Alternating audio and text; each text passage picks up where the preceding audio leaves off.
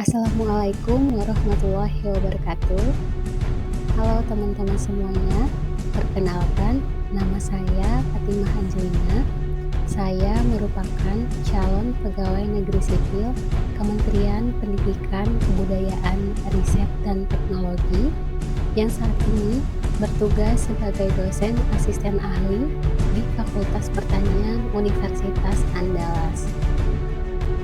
Saya merupakan peserta latsar calon pegawai negeri sipil tahun 2024 yang diselenggarakan oleh PPSDM Kemendagri Regional Bukit. Saya berasal dari angkatan 14, khususnya dari kelompok 2.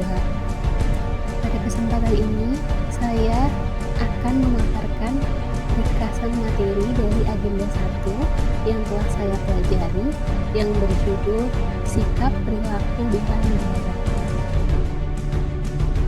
Materi pembelajaran agenda 1 yang berjudul Sikap Perilaku Bela Negara terbagi atas menjadi 3 materi. Materi yang pertama yaitu wawasan kebangsaan dan nilai-nilai bela negara.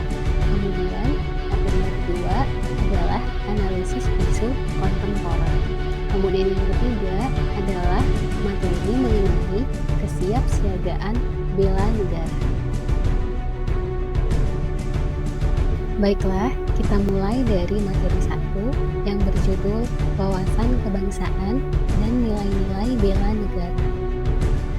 Wawasan kebangsaan dan nilai-nilai bela negara digunakan untuk mencapai tujuan nasional sebagai tercantum dalam yang keempat pembukaan Undang-Undang Dasar tahun 1945, di mana kepentingan bangsa harus selalu ditempatkan di atas kepentingan yang lainnya langkah-langkah konkret berikut. Yang pertama adalah wawasan kebangsaan, kemudian yang kedua adalah kesadaran bela negara, dan yang ketiga adalah sistem administrasi NKRI. Merupakan Apakah yang dimaksud dengan wawasan kebangsaan?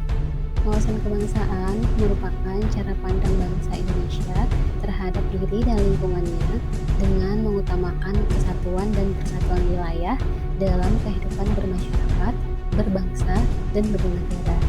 Dalam wawasan berkebangsaan ini terdapat 3 submateri yang akan dibahas.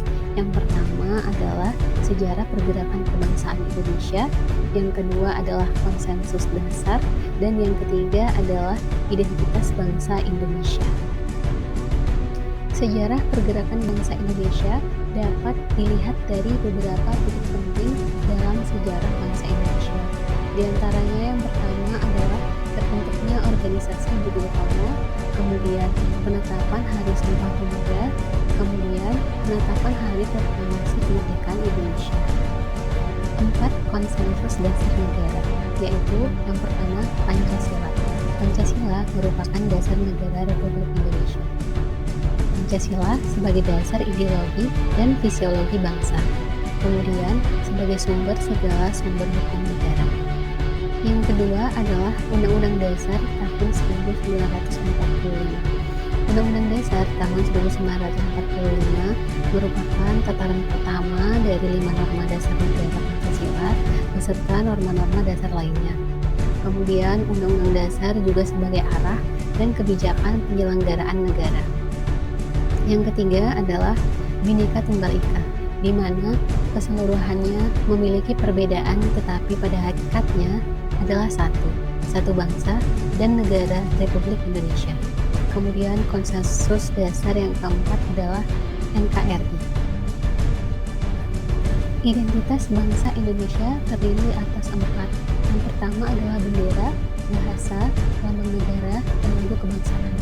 Bendera yang dimaksud adalah bendera negara sang merah putih.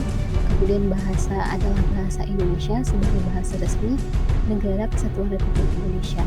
Untuk lambang negara adalah Garuda Pancasila, dan logo kebangsaan adalah Indonesia Raya.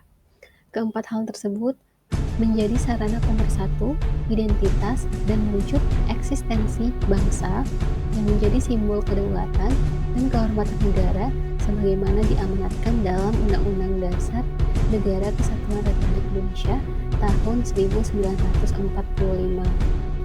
Selanjutnya adalah submateri yang kedua, yaitu kesadaran bela negara. Pada submateri ini kita akan membahas mengenai definisi, nilai dasar, dan implementasi kesadaran bela negara.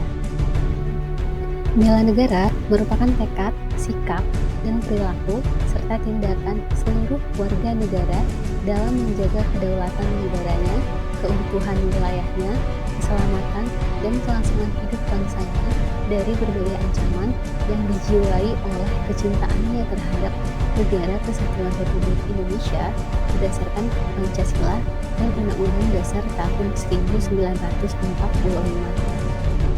Adapun nilai dasar bela negara diantaranya yaitu cinta tanah air, sadar berbangsa dan bernegara, setia pada Pancasila sebagai ideologi negara, rela berkorban untuk bangsa dan negara, dan kemampuan awal bela negara. Sikap bela negara dapat diimplementasikan dalam hal-hal berikut ini, seperti menjaga nama baik bangsa dan negara dalam setiap tindakan, kemudian menjalankan tugas secara profesional dan tidak berpihak, kemudian menciptakan lingkungan kerja yang non-diskriminatif, kemudian memberikan layanan kepada publik secara jujur, tanggap, cepat, tepat, akurat, berdaya guna, dan santun. Kemudian yang terakhir juga dapat diimplementasikan dalam bentuk selalu berusaha untuk meningkatkan kompetensi dan mengembangkan wawasan sesuai dengan kemajuan ilmu pengetahuan dan teknologi. Submateri yang ketiga dari wawasan kebangsaan dan nilai-nilai bela negara adalah sistem administrasi Negara Kesatuan Republik Indonesia. Sistem penyelenggaraan kehidupan negara dan bangsa yang memanfaatkan seluruh kemampuan aparatur negara dan rakyat di seluruh wilayah Indonesia merupakan pengertian dari sistem administrasi NKRI. Undang-Undang Dasar Republik Indonesia tahun 1945, Pancasila, dan sistem penyelenggaraan pemerintahan negara merupakan tiga hal yang sangat penting dalam sistem administrasi Negara Kesatuan Republik Indonesia.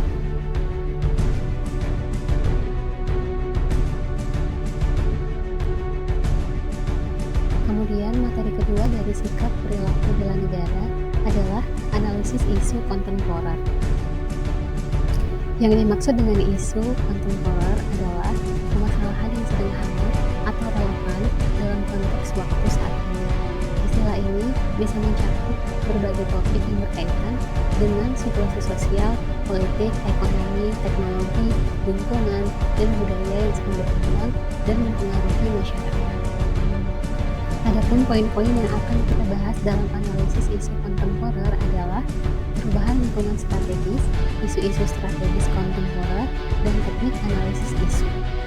Perubahan lingkungan strategis ditinjau dari pandangan ini, 4 level lingkungan strategis yang dapat mempengaruhi kesiapan PNS dalam melakukan pekerjaannya sesuai bidang tugas masing-masing, yakni bermula dari individu, keluarga, masyarakat pada level lokal dan regional, kemudian nasional, dan yang terakhir adalah tingkat dunia atau global. Terdapat 6 modal dalam menghadapi perubahan lingkungan strategis. Yang pertama adalah modal intelektual. Pada dasarnya, manusia memiliki sifat dasar curiosity, proaktif, dan inovatif yang dapat dikembangkan untuk mengelola setiap perubahan lingkungan yang cepat. Kemudian adalah modal emosional. Modal emosional menggambarkan kemampuan manusia untuk mengenal dan mengelola emosinya sendiri, serta memahami emosi orang lain agar dapat mengambil tindakan yang sesuai dalam berinteraksi dengan orang lain. Kemudian yang ketiga adalah modal sosial. Jaringan kerjasama di antara warga negara ataupun masyarakat dapat memfasilitasi pencarian solusi dari sebuah permasalahan yang dihadapi. Kemudian modal yang keempat adalah modal ketabahan. Ketabahan adalah modal untuk sukses dalam kehidupan, baik dalam kehidupan pribadi maupun organisasi. Yang kelima adalah modal etika atau moral. Kecerdasan moral sebagai kapasitas mental yang menentukan prinsip-prinsip universal adalah merupakan kemampuan membedakan hal yang benar dan yang salah. Kemudian yang terakhir adalah modal kesehatan. Tolak ukur kesehatan adalah bebas dari penyakit, kekuatan fisik, tenaga, daya tahan, kekuatan, kecepatan, ketepatan, kelincahan, dan keseimbangan. Terdapat 12 jenis isu yang menjadi isu strategis kontemporer, di antaranya korupsi, radikalisme, proxy war, hate speech, money laundering, gratifikasi, hoax, terorisme, sakaran, kriminal, narkoba, dan cybercrime. Poin ketiga yang akan dibahas dalam analisis isu kontemporer adalah teknik analisis isu itu sendiri, di mana isu-isu kritikal secara umum terbagi menjadi 3 kelompok, yaitu isu-isu yang terjadi saat ini, isu-isu yang berkembang, dan isu potensial yang terindikasi dari beberapa instrumen. 3 tahap teknik analisis isu. Yang pertama adalah teknik tapisan isu, yang kedua adalah teknik analisis isu, dan yang ketiga adalah analisis kesenjangan isu. Terdapat 2 alat bantu yang digunakan dalam teknik tapisan isu. Yang pertama adalah APKL, yaitu aktual, problematik, kehalayakan, dan kelayakan. Kemudian alat bantu yang kedua adalah metode USG, dari urgency, seriousness, and growth. Alat bantu teknik tapisan isu juga dapat diperoleh dari teknik yang menggunakan mind mapping, fishbone diagram, dan analisis SWOT.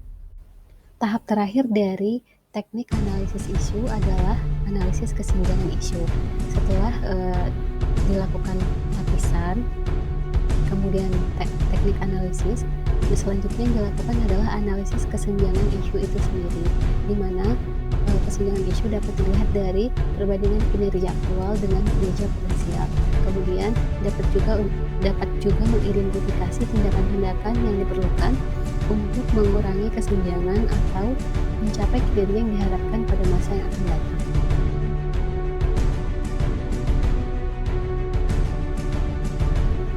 Materi ketiga dari agenda 1 yang berjudul Sikap Perilaku Bela Negara adalah kesiapsiagaan bela negara. Pada materi kesiapsiagaan bela negara ini, kita akan membahas mengenai definisi kesiapsiagaan bela negara, kemudian kemampuan awal bela negara, kemudian yang ketiga adalah rencana aksi bela negara, dan yang keempat yang akan dibahas adalah kegiatan kesiapsiagaan bela negara. Kesiapsiagaan bela negara adalah suatu keadaan siap siaga yang dimiliki oleh seseorang baik secara fisik, mental, maupun sosial dalam menghadapi situasi kerja yang beragam, yang dilakukan berdasarkan kebulatan sikap dan tekad secara ikhlas dan sadar, disertai dengan kerelaan berkorban sepenuh jiwa dan raga yang dilandasi oleh kecintaannya terhadap Negara Kesatuan Republik Indonesia yang berdasarkan Pancasila dan Undang-Undang Dasar Negara Kesatuan Republik Indonesia tahun 1945 untuk menjaga, merawat, dan menjamin kelangsungan hidup berbangsa dan bernegara.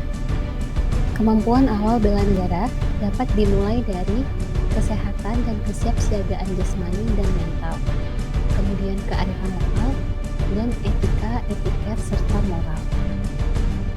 Kesehatan dan kesiapsiagaan jasmani serta mental dalam bela negara merujuk pada kondisi fisik dan mental yang optimal untuk menghadapi tantangan dan tanggung jawab dalam menjaga keamanan dan kedaulatan negara.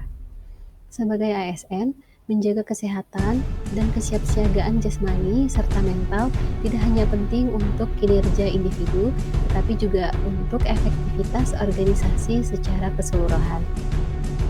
Kemudian, kearifan lokal yaitu menjaga dan melestarikan kearifan lokal yang mengandung nilai-nilai jati diri bangsa. Untuk etika, etiket, dan moral merupakan 3 aspek yang dapat membantu ASN dalam berfungsi efektif untuk bela negara sambil menjaga kehormatan dan kepercayaannya. Submateri yang ketiga adalah rencana aksi bela negara. Terdapat 2 subbahasan pada rencana aksi bela negara. Yang pertama adalah program rencana aksi, yang kedua adalah penyusunan rencana aksi bela negara. Untuk program rencana aksi ini dapat dilakukan dengan menanamkan rasa cinta tanah air, meningkatkan kesadaran berbangsa dan bernegara, serta memperkuat semangat kepedulian terhadap bangsa dan negara. Sedangkan penyusunan rencana aksi bela negara dapat dilakukan dengan melalui beberapa tahap. Yang pertama adalah identifikasi masalah dan tujuan, kemudian penetapan sasaran, selanjutnya analisis kebutuhan, dan yang selanjutnya perumusan program dan kegiatan, kemudian penetapan indikator keberhasilan, kemudian penyusunan rencana implementasi, kemudian sosialisasi dan koordinasi, kemudian pelaksanaan rencana aksi, kemudian setelah pelaksanaan rencana aksi, maka diperlukan evaluasi dan monitoring. Kemudian yang terakhir adalah penyusunan laporan akhir. Pokok bahasan yang keempat adalah kegiatan kesiapsiagaan bela negara. Kegiatan kesiapsiagaan bela negara dapat diwujudkan melalui kegiatan baris berbaris dan tata upacara, keprotokolan, kewaspadaan diri, membangun tim, serta caraka malam dan api semangat bela negara. Berikut adalah referensi yang saya gunakan selama menyusun materi pemaparan dari 3 modul berikut. Sekian pemaparan yang dapat saya sampaikan. Semoga ringkasan materi dari agenda 1 sikap perilaku bela negara bermanfaat bagi semua yang menonton. Terima kasih. Assalamualaikum warahmatullahi wabarakatuh.